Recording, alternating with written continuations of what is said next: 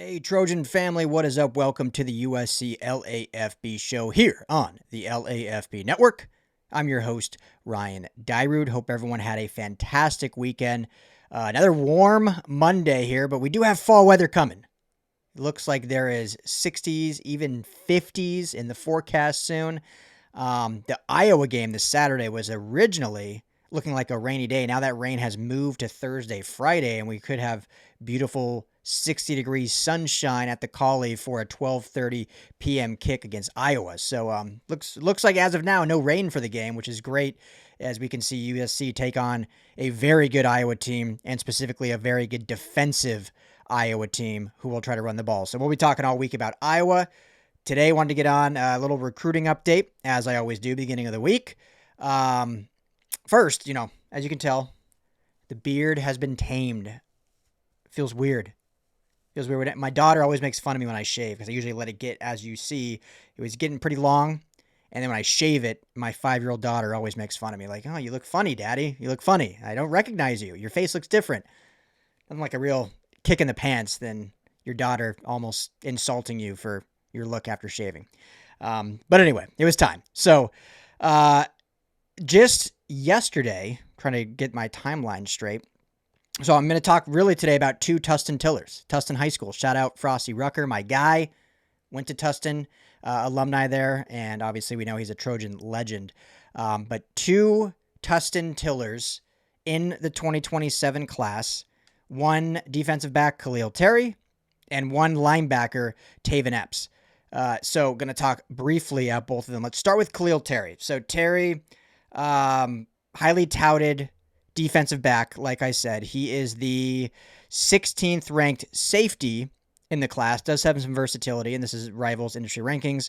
Roughly 5'11", 180 per Rivals. So if anyone finds a different weight out there, don't come after me. I'm just going off of what their weight and height system is at. But the 16th ranked overall safety, 157th ranked overall player in the 2027 class. Rivals actually ranks in the highest, having him as the 13th ranked safety. So, really talented kid. Definitely has been, I don't want to say necessarily fully trending, but USC is fully in the midst for his recruitment, and I believe still is. But just this morning, Steve Wiltfong and Greg Biggins put in an expert prediction for him to commit to the Notre Dame Fighting Irish. Recently, he visited Notre Dame, had a fantastic visit per Rivals, raved about the experience there, and because, as we all know, visits are highly important, because of that visit, is now obviously trending toward Notre Dame. So we'll see if that comes to fruition. His last visit at USC was back in September on the 20th. And he was just at Notre Dame this past weekend when they hosted Navy and won that rivalry game out there in South Bend. So they, some of it's recency bias, but hey, trending that way.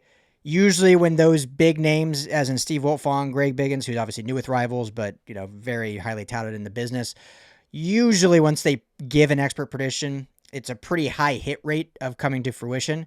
So USC will probably be in a bit of an uphill battle to kind of get this back on their turf. Now, we will see if they try to get him to visit one final time. Obviously, got the game this Saturday, and then you have the UCLA game at the end of the month as the final regular season game of the year. So, based on how we've seen them recruit Terry, I would be pretty surprised if they didn't try to get him back on campus. Now, obviously, it's up to him if he wants to. And he has been 4 times or so in the last 6 months. So whether he thinks he's seen enough, but you got to think that UCLA game, who is also recruiting him, you don't want to give UCLA any edge in the recruitment as well. But, that's a real big opportunity to kind of get a marquee rivalry game in front of your home crowd at the Call-In and, really kind of show out what that experience can be like in a bigger rivalry game and not, one of I don't want to say a lesser opponent, but not as astute opponent in terms of the game day experience. So, so we'll see if they're able to do that. But right now, Notre Dame trending, obviously a long way to go. I mean, over a year until these 2027 commits sign on the dotted line on signing day. So even if he does commit to Notre Dame, if USC wants him, they'll have plenty of opportunity to still pursue him and get him to potentially flip. Doug Belk is the lead recruiter on that. So he's done a phenomenal job recruiting since being at USC, and I don't expect that to change or slow down. So that's the latest on Terry. We'll see if he gets a visit scheduled. Taven Epps now just decommitted as of yesterday from the University of Texas. And this is a pretty big one. Been to USC's campus now twice in the last, this season. Yeah, he was there on September 13th and September 20th. So back-to-back weeks paid a visit to USC. And in my opinion, they will be one of the leaders. Now, why he decommitted from Texas, that I do not know at the moment. I saw someone else out there put out on the Twitterverse. Now, he's not necessarily a Texas insider. I believe he's a publisher for Southern Methodist, SMU. So obviously different school, but in the state of Texas and probably fairly plugged into the recruiting scene. And he put out there that Epps is just the tip of the iceberg of potential decommitments from Texas. So I don't know if what's happening there. I don't know if, this does happen. This isn't like an anomaly. Obviously, we know this for USC. This happened a lot up until this year. And knock on wood that none of it does happen in this last month. But I don't know. Obviously, that rumor came out about a month ago about Steve Sarkisian being potentially interested in an NFL job if it opened up, which now there are 2 NFL jobs when you look at the New York Giants and the Tennessee Titans. So I don't know if it has to do with that. He came out that was a lie and, he's happy where he is, yada, yada, yada. But I don't know if that is starting to resonate or if there's something else going on in Texas.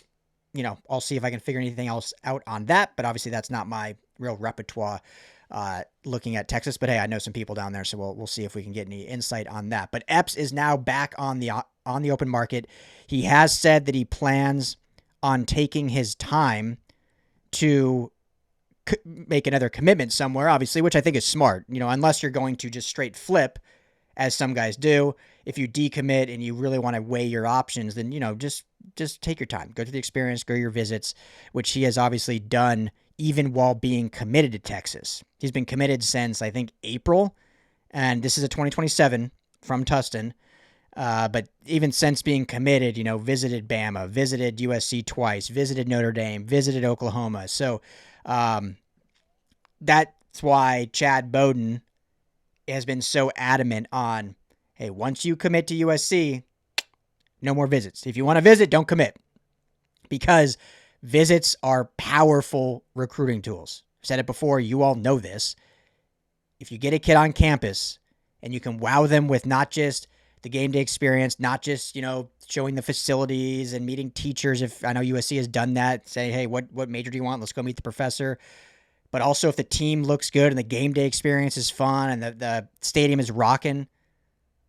I mean, if they're on the fence at all, usually the last visit weighs heavy on getting a commitment. So visits are huge.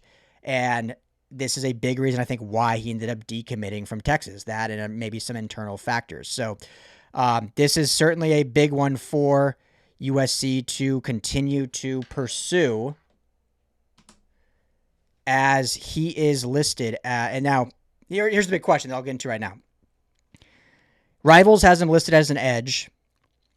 247 or 24/7 Sports has him listed as a linebacker.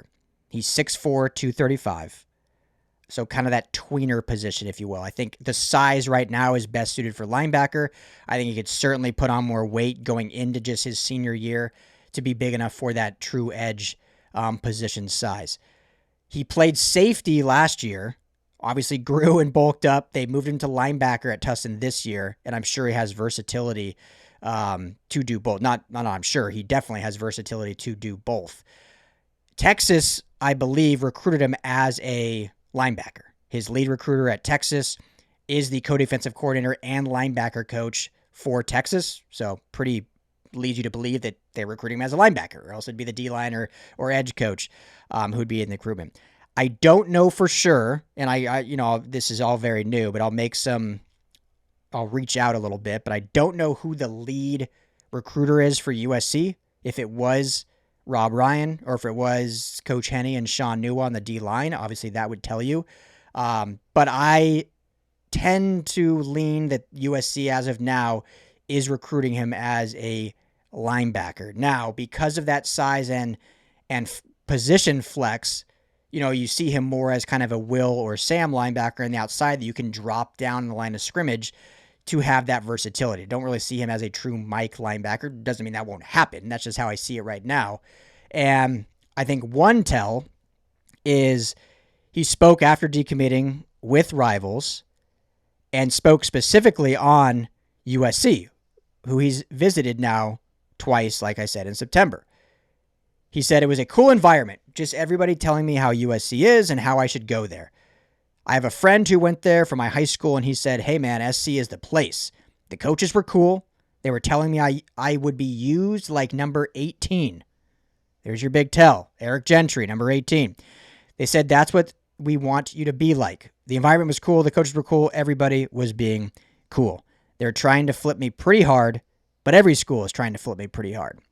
So based on that quote, he is being recruited as a linebacker, but of the ilk of Eric Gentry, who is one of the most versatile, imposing linebackers in all of college football. Now, Epps doesn't quite have that same height as Gentry, but 6'4".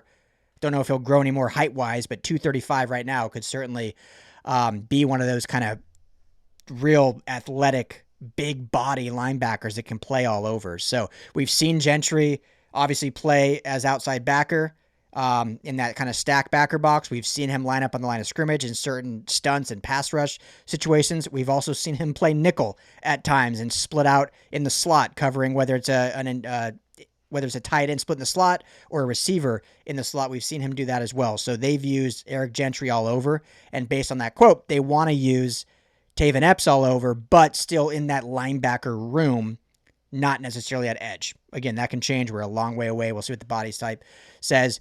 I also look at a guy like Sean Scott, who is an edge at Mater Dei right now, has versatility as well, obviously, but notably known as kind of that edge player for Mater Dei, and USC and Rob Ryan have recruited him as a linebacker, stating they want him to be a stack backer in their program in Rob Ryan's room. So I kind of see Epps similar in that mold of what they're seeing in Sean Scott, and obviously they mentioned Eric Gentry, but very similar body size, Scott and Epps, and so can do very similar things in terms of versatilities just based on the size. So he is not scheduled right now. We'll see if they can get him back. Like I said, these visits are huge, and you want to kind of try to be the last visitor, and so him being a local kid he's originally from Texas, which I think was a big reason why he committed to Texas, moved out here to California. Many people were saying moved out here for more exposure, which is interesting. Texas obviously is a big recruiting ground as a state as well. So, but moved out here to California for more recruiting exposure. So obviously from Texas, but now has been here long enough that, these schools, SC, UCLA, want to keep him home. So they're going to push hard to get him back on campus for that UCLA game, I think, or even potentially this week against Iowa, if they can get something that soon. Because I think if they can get that last visit, that could speak volumes for him. And, he's going to take his time. But after the season ends, obviously you can take visits later into next year, into the spring, but, very different experience than those game day visits. And that doesn't mean even if he commits elsewhere that he can't come back, next year for his senior season and visit USC and whatnot. So, one of the things kind of lost on the Friday night game, just unfortunate that when you have a Friday night game, for those wondering why there weren't any visitors, it's the high school season still. And a lot of the high school sets of the top prospects were all playing last Friday. So you couldn't have even visitors because they're playing their actual high school games. So unfortunate for those schools, and it was USC last week to have that Friday night game. But now with 2 more Saturday games on the schedule, expect big recruiting visitor lists this Saturday against Iowa and the final Saturday against UCLA. And we'll see if Khalil Terry and or Taven Epps are in that list of visitors that they can pursue to finish out the season. So there you have it. Quick recruiting update for you. Let me know what you guys' thoughts. If it's one or the other, who would you rather see USC commit more to in their recruiting process? Do you want to see them go after both? Are you good with neither? Just let me know your thoughts. Comment below. Make sure to hit that like and subscribe button as it helps us out a ton. You can become a member, which really helps us financially, supports us, means the world to us. Also, go to LAFBnetwork.com. Check out all of our LA sports content there. Check out our USC message board. Just go to the forum in the menu. Drop intel on there, plus an easy way to interact and engage. And you can join our community and become a member over there for access to merchandise, discounts, meetups, meet and greets, events, and all of our LA sports content. Thank you, Trojan family. As always, fight on. Hey, Trojan family. Thank you so much for hanging out and watching the USC LAFB show. Before you go, let me tell you quickly about our friends over at Sleeper. Go right now, download the Sleeper app. It's the #1 sports app, not just for season-long fantasy, but they've got live pickers. They've got live stat updates. They've got a chat. You can chat with other users, plus the daily pick'em, which is a blast, or daily fantasy, whatever you want to call it. You go and pick 2 to 8 players across any sports. If you're talking USC, go choose Jade Mayava in his next matchup. Pick more or less passing yards, more or less touchdowns. You stack those, and you can win real money. When you go to make your first deposit, make sure you use our promo code USCLAFB. You're going to get a match deposit up to $100. Put in $100, you get $100 free to play with from Sleeper. Put in 10, they'll match you that $10. So now you're sitting at 20 to play with. But also right now, for any new users, no deposit required. You get $20 free entry. You can stack both. You can get the $20 for free. Go make a deposit. Use USC LAFB. And now you've got a bunch of free money to play with right there on the Sleeper app. Check it out, Trojan family. And when you do, tell them the guys at the USC LAFB sent you.